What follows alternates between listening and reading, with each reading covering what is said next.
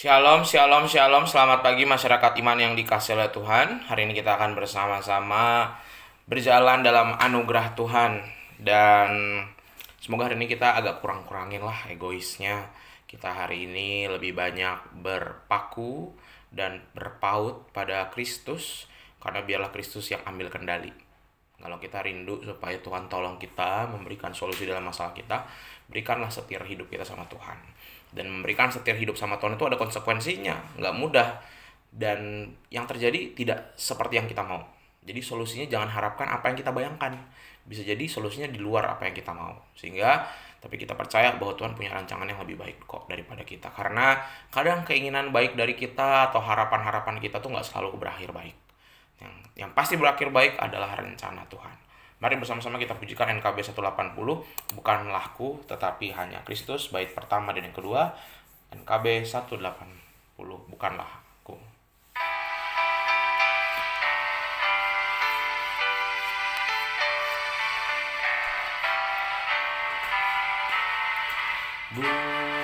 Bukanlah aku tetapi hanya Kristus lah yang benar dipuji disembah.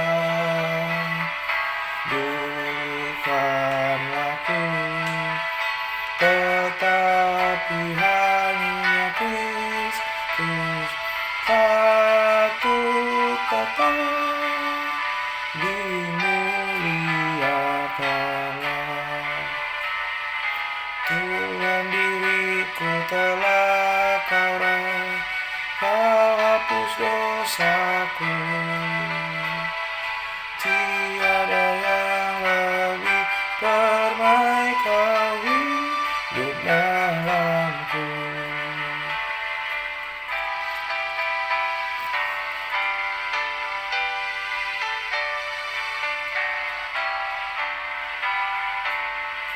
Bukan aku tetapi hanya Kristus dalam semua perilaku hidupku.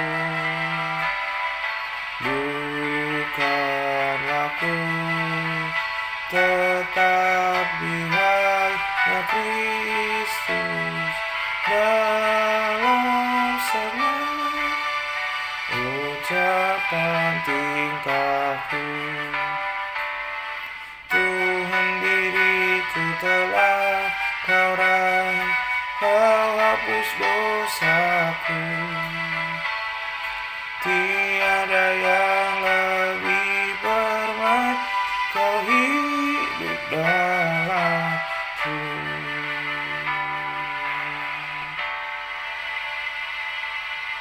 Mari kita berdoa. Tuhan, kami percaya bahwa anugerah Tuhan nyata dalam kehidupan kami, dan kami tahu bahwa Tuhan tidak pernah tinggalkan kami. Sementara kami membaca firman-Mu, mampukan agar kami boleh mengerti dan memahami. Kami serahkan dalam nama-Mu, kami berdoa dan bersyukur. Amin. Bapak Saudara, bersama-sama kita buka Ulangan 18 ayat 9 sampai 14. Ulangan 18 ayat 9 sampai 14. Ulangan 18 ayat 9 sampai 14. Dengarkanlah sabda Tuhan. Apabila engkau sudah masuk ke negeri yang diberikan kepadamu oleh Tuhan Allahmu, maka janganlah engkau belajar berlaku sesuai dengan kekejian yang dilakukan bangsa-bangsa itu. Di antaramu janganlah didapati seorang pun yang mempersembahkan anaknya laki-laki atau anaknya perempuan sebagai korban dalam api, ataupun seorang yang menjadi petenung, seorang peramal, seorang penelaah, seorang penyihir, seorang pemantra, ataupun seorang yang bertanya kepada arwah atau kepada roh peramal, atau meminta petunjuk kepada orang-orang mati. Sebab setiap orang yang melakukan hal-hal ini adalah kekejian bagi Tuhan. Dan oleh karena kekejian inilah Tuhan Allahmu menghalau mereka dari hadapanmu. Haruslah engkau hidup dengan tidak bercela di hadapan Tuhan Allahmu, sebab bangsa-bangsa yang daerahnya akan kau duduki ini mendengarkan kepada peramal atau petenung. Tetapi engkau ini tidak diizinkan Tuhan Allahmu melakukan hal yang demikian. Bapak Saudara, orang Israel tuh suka banget belajar. Dan belajar itu bagi mereka, karena bangsa ini bisa dibilang karena bangsa yang selalu pindah-pindah nomaden, maka mau nggak mau mereka selalu harus adaptasi, sehingga belajar itu jadi salah satu sifat dasarnya orang Israel. Tapi belajarnya itu seringkali belajar hal-hal yang nggak benar. Giliran yang benar nggak dipelajari, tegar tengkuk mereka. Tapi untuk hal-hal nggak benar cepat banget belajarnya. Nah, salah satunya adalah tindakan kekejian yang dilakukan bangsa-bangsa lain yang ada di tanah Kanaan yang dilarang Tuhan. Bukannya mempertahankan ibadah di hadapan Tuhan, malah mereka ikut-ikutan melakukan hal-hal yang keji. Mereka melakukan hal yang tidak disukai Tuhan. Salah satunya adalah pada masa itu masih ada orang-orang yang mempersembahkan anaknya. Jadi anaknya dibakar hidup-hidup. Bayangkan loh, anak. Maka orang Israel pada masa itu udah dibilang ya cukup modern, karena kalau yang lain masih mempersembahkan anak, manusia. Kalau Israel udah enggak, hanya binatang gitu ya. Jadi kalau sekarang kita lihat, kok orang Israel sering banget sih menyembelih binatang, kayak kejam banget. Dulu lebih sadis lagi. Manusia, mending manusia budak atau apa, anak sendiri. Jadi mereka melakukan hal yang keji. Belum lagi mereka karena tidak percaya pada Allah Israel, Allah Bapa, mereka mengandalkan petenung, penyihir, peramal, penelaah, orang-orang yang baik itu pakai kuasa gelap, baik itu yang cuma tipu-tipu, cuman trik-trik intrik aja untuk menipu orang lain supaya ikut apa katanya. Atau bisa kita bilang ya nabi-nabi palsu itu. Sehingga bahkan juga termasuk orang-orang yang meminta petunjuk dari orang mati, datang dari mimpi, terus kita, kayaknya kemarin nenekku bilang begini gitu.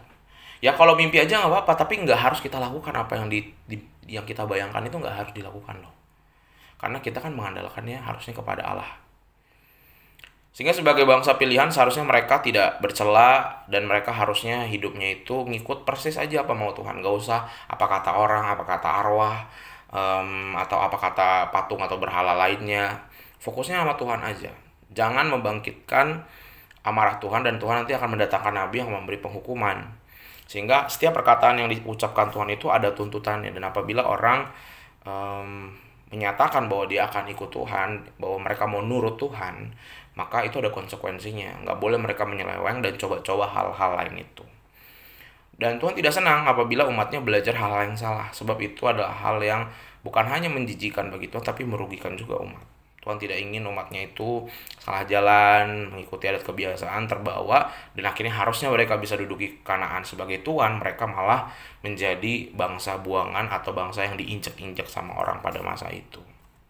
Sehingga termasuk juga tradisi budayanya, mereka harus tetap berani kuat dengan pendirian mereka bahwa ini yang Tuhan tunjukkan sama saya harus kuat pegang, jangan campur-campur sana sini. Nah, Bapak Saudara, begitu juga dengan kita. Mungkin di antara kita juga, mungkin karena saya tinggal di Sindang Laut, saya belajar banyak dengar juga memang di daerah kita itu masih ada orang-orang yang kayak masih kedukun, masih ada tanggal cantik, masih ada nomor cantik, ada masih tradisi-tradisi lama yang dilakukan. Sebenarnya tradisi-tradisi itu pasti kan terjadi itu kan karena mereka punya pengalamannya. Tapi ingat, kita udah ikut Tuhan. Jadi kita udah nggak boleh tuh satu kayak datang ke orang pintar, udah nggak boleh lagi ada hari baik hari buruk, semua hari baik kok buat Tuhan gitu ya. Walaupun ada tradisi orang tua, tapi kan kita harus ingat nenek moyang kita kan tetap posisinya tetap di bawah Tuhan. Nomor satu Tuhan, paling pertama Tuhan, baru nenek moyang dan tradisi. Jadi jangan sampai nilai-nilai kekristenan itu ketutup sama tradisi-tradisi nenek moyang kita. Jadi tetap kita hargai orang tua harus, tapi jangan sampai kita menghargai orang tua tapi melupakan Tuhan, menghargai nenek moyang manggong tapi melupakan Tuhan. Yang lebih tinggi dari orang tua dan nenek moyang kita adalah Tuhan. Sehingga termasuk juga jangan kita tadi percaya-percaya hal gaib lah. Buat apa sih percaya-percaya hal gaib lah? Karena kita punya kuasa yang lebih besar daripada hal gaib Tuhan. Jangan juga takut sama kuasa-kuasa jahat. Kalau kita takut sama kuasa jahat, kita kasih kekuatan ke kuasa-kuasa jahat.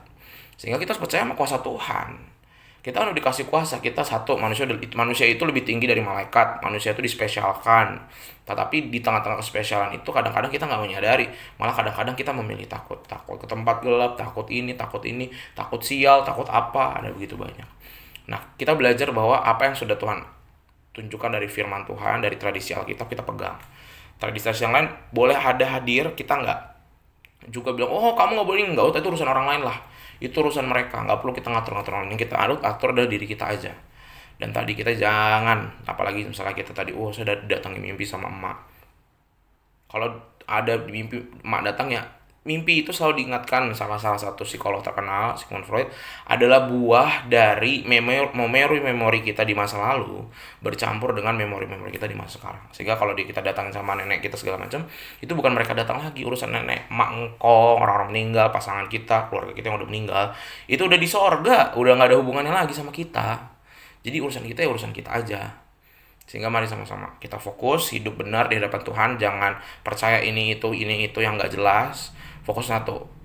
Jadi kuasa jahat betul ada, tapi tidak pernah lebih kuat daripada kuasa Tuhan. Dan pegangan sama Tuhan, percaya sama Tuhan, seberat-beratnya hidup kita, ada orang nawarin jalan pintas, jangan mau. Fokus aja sama Tuhan, maka Tuhan akan memberikan penyertaan dan kekuatannya.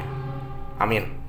Mari kita berdoa. Tuhan, terima kasih melalui firman-Mu hari ini kami mau pegang lagi pada firman-Mu. Ajarkan kami tidak takut dan gentar mengalah pada tradisi-tradisi yang gak jelas dan tradisi-tradisi yang mungkin sebenarnya sudah diajarkan kami turun-temurun dari emak engkong, opung-opung kami. Tapi kami percaya, kami tetap menghargai tradisi yang ada, tapi tetap nomor satu harus Tuhan dan tradisi di dalam kekristenan. Ajarkan kami pegangan sama Tuhan, beriman sama Tuhan, tidak takut, tidak gentar pada apapun selain daripada Tuhan saja. Kami serahkan dalam nama-Mu kami berdoa dan bersyukur. Amin. Selamat pagi, Tuhan Yesus memberkati, tetap bersemangat.